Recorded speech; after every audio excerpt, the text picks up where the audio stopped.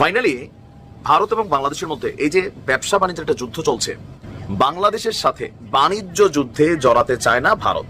পাকিস্তানের পররাষ্ট্র সচিব এখন বাংলাদেশে, আবার এই মাসেই শেষের দিকে আসছেন পাকিস্তানের পররাষ্ট্রমন্ত্রী। দুই দেশের মধ্যে সম্পর্কের এই যে অগ্রগতির একটি পরিস্থিতি তৈরি হয়েছে, সেই অবস্থায় খবর হচ্ছে বাংলাদেশের সঙ্গে বাণিজ্য যুদ্ধে জড়াতে চায় না ভারত। দেশে এই সকল কিছুর জন্য পাকিস্তান কখনো ক্ষমা চায়নি, তবে সেই পাকিস্তান আজকে ক্ষমা চাইতে এবং কি স্বাধীনতা পূর্বে বাংলাদেশ থেকে যে সম্পদগুলো নিয়েছিল সেগুলোকে ফেরত দিতে রাজি হয়েছে, ভাবা যায়। আসসালামু আলাইকুম সম্মানিত দর্শক মণ্ডলী, ইতিমধ্যে অবগত আছেন ভারতের ট্রান্সশিপ বাতিল করেছিল, আর সেটা বাতিল করার সাথে সাথে এবার বাণিজ্যিক নিষেধাজ্ঞা দিয়েছে ডক্টর মোহাম্মদ ইউনূস। পাল্টাপাল্টি নিষেধাজ্ঞা চলার মুহূর্তে হঠাৎ করে ভারত এবার ঝুঁকে গিয়েছে। ভারত এবার রীতিমতো মাথা নত করেছে বাংলাদেশের উপর, কেননা তারা স্পষ্ট জানিয়ে দিয়েছে যে বাংলাদেশে তারা বাণিজ্যিক যুদ্ধ করবে না, বাণিজ্যিক যুদ্ধ চায় না। কেন এই কথা বলেছে ইতিমধ্যে আপনারা জানেন। বাংলাদেশ বিপরীতে দেশ খুঁজছে।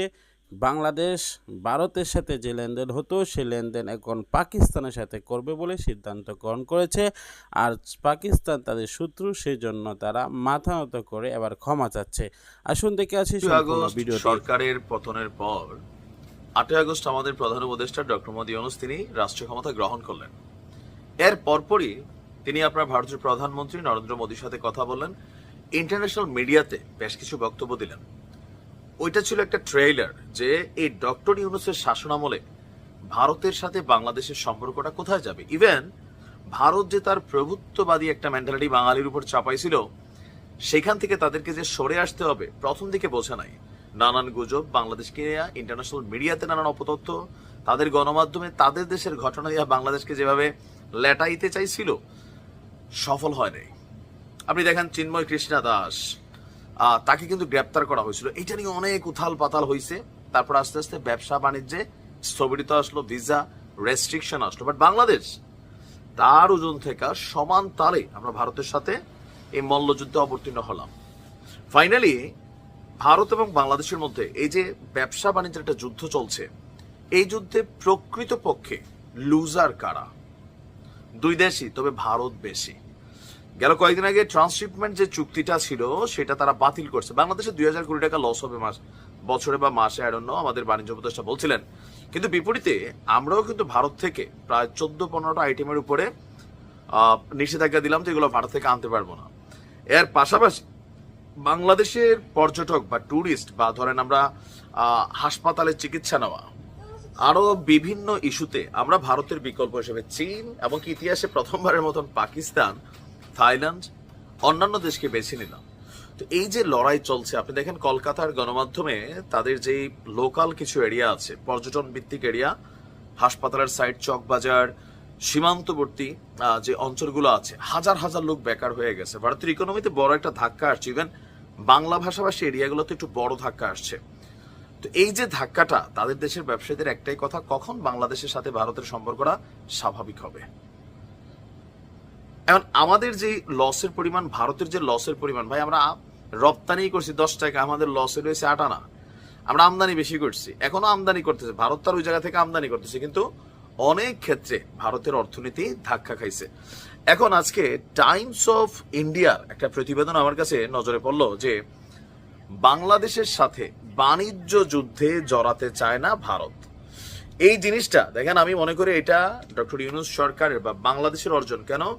আমরা সমানে সমান।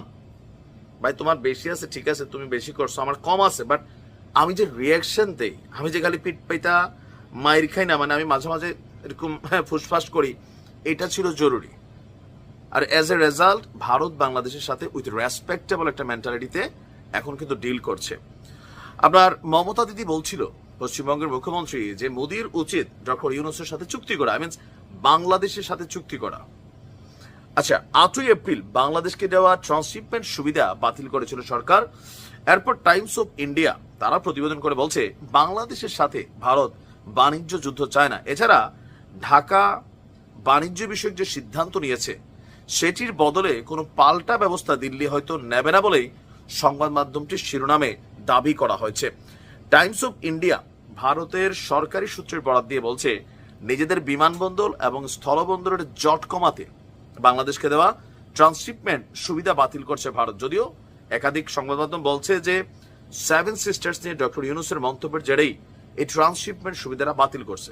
এরপর বাংলাদেশ পাল্টা অ্যাকশন হিসাবে ভারত থেকে ডক্টর মোহাম্মদ ইউনূস হয়তো ক্ষমতায় থাকবে না, কিন্তু কিছু কর্মকাণ্ড করে যাচ্ছেন যেটা বাংলাদেশে নতুন এক ইতিহাসের সাক্ষী হচ্ছে আমরা।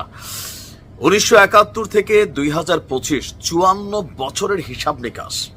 স্বাধীনতা পূর্ব সময় বাংলাদেশ থেকে $4.2 বিলিয়ন সম্পদ তারা নিয়ে গিয়েছিল।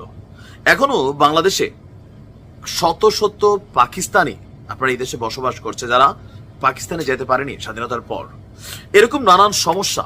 1971 সালের 25শে মার্চ থেকে 16ই ডিসেম্বর গণহত্যা হয়েছিল বাংলাদেশে। এই সকল কিছুর জন্য পাকিস্তান কখনো ক্ষমা চায়নি। তবে সেই পাকিস্তান আজকে ক্ষমা চাইতে এবং কি স্বাধীনতা পূর্বে বাংলাদেশ থেকে যে সম্পদগুলো নিয়েছিল সেগুলোকে ফেরত দিতে রাজি হয়েছে। ভাবা যায় আজকে পুরো জাতির জন্য একটা বিজয় বিজয় দিন আমার কাছে মনে হয়েছে, কারণ পাকিস্তান অবশেষে ঝুকসারের টোটাল কৃতিত্বটা আমি মনে করি ডক্টর মোহাম্মদ ইউনূসের, এবং এই সরকারের যেটা প্রশংসা সেটা করতেই হবে। আর পাকিস্তানও হঠাৎ করে কেন এগুলোতে রাজি হয়েছে সেটাও একটু আলোচনার বিষয় আছে। আসুন দেখি মূল ঘটনা কি। স্বাধীনতা পূর্ব বাংলাদেশের সম্পদ ফেরত এবং গণহত্যার জন্য সাধারণ ক্ষমা চাওয়া নিয়ে আলোচনা করতে সম্মত হয়েছে আপনার পাকিস্তান। ঢাকা ইসলামাবাদ বিদ্যমান সম্পর্ককে এগিয়ে নিতে দুই দেশই এই মুহূর্তে একমত। আর আজকে একটা বৈঠকের শেষে আমাদের পররাষ্ট্র সচিব জসিমউদ্দিন তিনি তথ্য জানিয়ে বলছেন যে দুই দেশের সচিব পর্যায়ের মধ্যে আপনার আজকে একটা বৈঠক হয়েছে। ইভেন এই মুহূর্তে বাংলাদেশে পাকিস্তানের যিনি পররাষ্ট্র সচিব আমনা বালুচ, তিনি তার নেতৃত্ব নিয়ে একটা দল নিয়ে এসেছেন বাংলাদেশে, এবং বাংলাদেশ সরকারের পক্ষ থেকেও সচিব পর্যায়ে বৈঠকটা হয়েছে।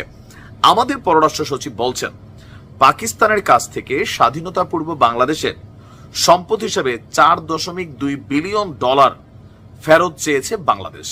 বিষয়টি নিয়ে আলোচনা এগিয়ে।